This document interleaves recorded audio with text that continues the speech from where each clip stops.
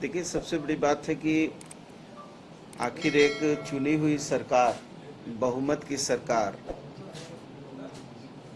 में ऐसी क्या परिस्थितियां पैदा हुई जिन परिस्थितियों के कारण पूर्ण बहुमत की सरकार को 3 बार शपथ पत्र लेना पड़ा है, शपथ लेना पड़ा है, सरकार का गठन करना पड़ा है। ये परिस्थितियां स्वतः नहीं पैदा हुई हैं। ये परिस्थितियों को एक सोची समझी साजिश के तहत भारतीय जनता पार्टी ने लोकतंत्र के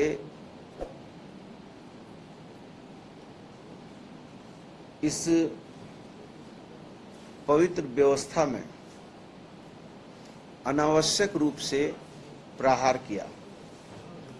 और ये प्रहार ये न सिर्फ किसी सरकार के लिए घातक है, बल्कि लोकतांत्रिक व्यवस्था के लिए घातक है। किसी भी सरकार का गठन जनता करती है, जनता का जनादेश प्राप्त होता है और जनता के जनादेश के उपरांत ही सरकार का गठन होता है। और जब बहुमत की सरकार बनी और बहुत स्मूथली कोविड जैसे दंश के बावजूद भी बहुत स्मूथली राजहित में और लोकतंत्र की उस परिभाषा को परिमार्जित करते हुए जनता का जनता के लिए जनता के द्वारा शासन सुनिश्चित हो रहा था, लोक कल्याणकारी योजनाएं आ रही थी और उन योजनाओं से अंतिम पायदान पे खड़े व्यक्ति के चेहरे पर मुस्कुराहट आने लगी। तब जाकर एक साजिश के तहत सरकार को अपदस्थ करना, अपमानित करना, प्रताड़ित करने वाली व्यवस्था लागू की गई। और यही कारण था कि ये तीसरी बार सरकार को बहुमत साबित करना पड़ा और पुरजोर तरीके से हमने बहुमत साबित किया है। खैर, ये बातें तो हो गई। अब सरकार अपने अंतिम वर्ष के कार्यकाल में काम कर रही है और हमारे माननीय मुख्यमंत्री हेमंत सोरेन जी के नेतृत्व में हम लोग, जैसे सागर को गागर में भरने वाली कहावत है, वैसे ही हम लोग अभी अल्प समय में भी बहुत मजबूती से राज्य के हित में बचे हुए कामों को पूरा करेंगे। और हमारी प्राथमिकता है कि हमारे जितने पीएससी हैं, सीएससी हैं, अनुमंडल के अस्पताल हैं, जिला अस्पताल हैं, उन सारी चीज़ों को कैसे व्यवस्थित करके आगे बढ़ाया जाए। और हमारे स्वास्थ्य विभाग के कप्तान अजय सिंह जी बड़े सरल और सहज और काफ़ी पुराने अनुभवी हमारे प्रधान सचिव हैं।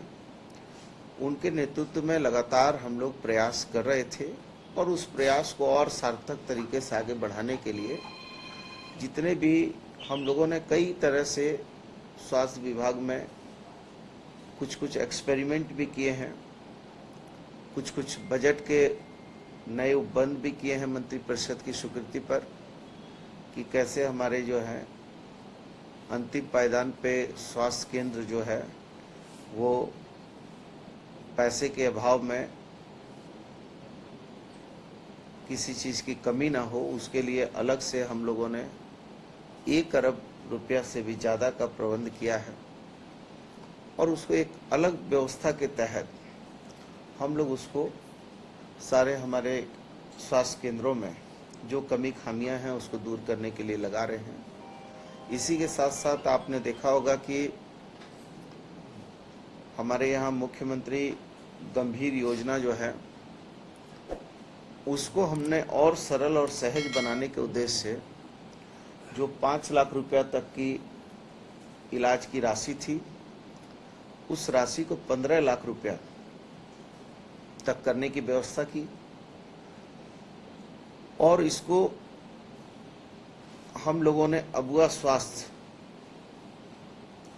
योजना के तहत इसको हम करेंगे।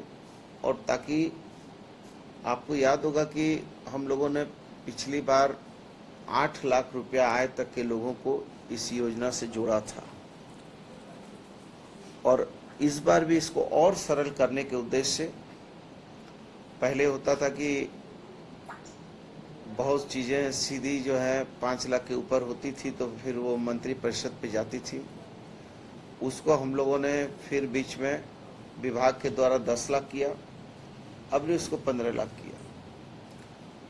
चूंकि स्वास्थ्य विभाग मानवता का विभाग है और इसको राजनीति के चश्मे और दृष्टि से नहीं देखा जा सकता है, इसलिए हमारे लिए राज्य का हर वो व्यक्ति की स्वास्थ्य की जवाबदेही है, चाहे वो किसी दल का हो, बिरादरी का हो, पक्ष हो, पार्टी हो।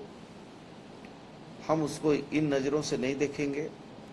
कैसे स्वास्थ्य विभाग सरल सहज तरीके से लोक कल्याणकारी और मानवता के सिद्धांत पर चलेगा, ये व्यवस्थाएं सुनिश्चित करने के उद्देश्य से हम लोग बहुत तेज गति में और भी कई एक योजनाएं उसको धरातल पर उतारेंगे। इस बार जिम्मेवारी देखिए, मैं ये मानता हूं कि थोड़ा सा मैं हट के कभी कभी बोलता हूं, इसको अब पत्रकार भाई थोड़ा सा इसको अलग अलग तरीके से लेते हैं। चूंकि हम लोग लोकतंत्र में हैं और निश्चित तौर पर कोई ना कोई दल आता है, अपनी बात रखता है, पार्टी होती है, सरकार बनती है, लेकिन राजनीति में बहुत तेजी से गिरावट आई है। तो मैं कभी कभी कहता हूं कि now the present time politics is not commitment, it is a dirty management. So my nature, culture, work of pattern, living, thinking, thought, all is social, and I am not doing politics. I am a social worker, and I know social work is the first foundation of a strong political base. तो जब हमारे nature में, culture में, work of pattern में यदि सामाजिक और मानवीय दृष्टिकोण है तो हर विभाग हमारे लिए महत्वपूर्ण है। कोई भी विभाग आता है, जाता है, विभाग आए जाएगा, सरकार बनेगी, बिगड़ेगी, पद रहेंगे, नहीं रहेंगे, लेकिन आपके मानवीय दृष्टिकोण, सामाजिक दृष्टिकोण नहीं बदलेंगे। तो जो हमारा सामाजिक और मानवीय दृष्टिकोण है वो बिल्कुल स्पष्ट है। जहां भी हमको काम करने का मौका मिलेगा, जिस पद पे भी काम करने का मौका मिलेगा, मैं बहुत धन्यवाद और आभार व्यक्त करता हूं हमारे नेता आदरणीय राहुल गांधी जी का, सोनिया गांधी जी का, मल्लिकार्जुन खड़गे साहब का, हमारे प्रभारी मीर साहब का, हमारे अध्यक्ष राजेश ठाकुर जी का, जिन लोगों ने विधायक जनता ने चुना है निश्चित तौर पर, लेकिन इस पद पे हमारी पार्टी के शीर्ष नेतृत्व ने, हमारे पार्टी के आला कमान ने हम पर विश्वास जाहिर किया है। इसलिए मैं उन लोगों के प्रति भी बहुत आभार और धन्यवाद देता हूं। और मुझे पूरा विश्वास है कि युवा जोश, युवा नेता हेमंत सोरेन जी के सबल नेतृत्व में ये राज्य चौमुखी विकास की ओर अग्रसर होगा। मंत्री जी, कल जब आप झारखंड की राजनीति पर कोई फर्क उसका नहीं पड़ने वाला? नहीं, देखिए, अब ईडी यदि सुप्रीम कोर्ट जाए, कहीं जाए, तो वो एक संवैधानिक प्रक्रिया है और वो प्रक्रिया वो कर रहे हैं, हम भी अपनी संवैधानिक प्रक्रिया करेंगे। लेकिन हम इतना जरूर कहेंगे कि जुल्म तो जुल्म है, बढ़ता है तो मिट जाता है, खून तो खून है, टपकता है, जम जाता है। तो जितना भी जुल्म होगा हम उतने ही मजबूती से और मजबूती के साथ आगे बढ़ेंगे। हमारे नेता हेमंत सोरेन जी को मैं तो भाजपा के लोगों को धन्यवाद देता हूं कि उन्होंने हमारे नेता हेमंत सोरेन जी को जेल भेजा। जब वो जेल गए तो वो शेर थे, और जब वो जेल से लौटे हैं तो वो बब्बर शेर हैं, और शेर बब्बर शेर बन गया, साथ में एक शेरनी कल्पना सोरेन भी आ गई है। तो ये भाजपा ने जो गलत जो चाल चली थी, 2 दूनी 4 का वो पहाड़ा जो है, ये झारखंड में नहीं चलेगा। झारखंडी लोग का पहाड़ा ही अलग है। हम लोग ना किसी के पीठ में छुरा भोगते हैं, न छुरा मारने वाले को पसंद करते हैं। हम लोग सहज, सरल और मृदुभाषी लोग हैं।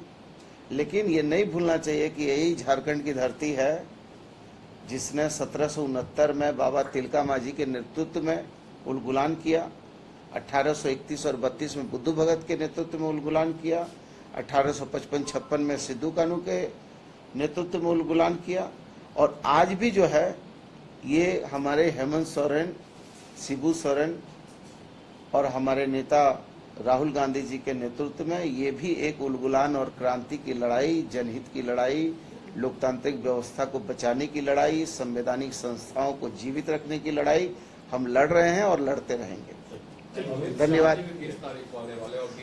झारखंड में स्वागत है, सभी को आना चाहिए। लोकतंत्र में हम लोग तो जमहूरियत को बंधुआ मजदूर नहीं न बना सकते हैं। हम लोग तो चाहते हैं कि जितना पक्ष है उसमें विपक्ष जितनी मजबूती से आएगा तो उतनी मजबूती से जो है पक्ष काम भी करेगा। खिलाफ मजबूत रणनीति बनाने आ रहे हैं। अरे रणनीति, उनकी रणनीति फेल हो गई है ना जी, टाई टाई फिश हो गई। अब उनके पास मुद्दे विहीन विपक्ष हो गए हैं, इसलिए अब उनके पास कोई ना रण है न रणनीति है।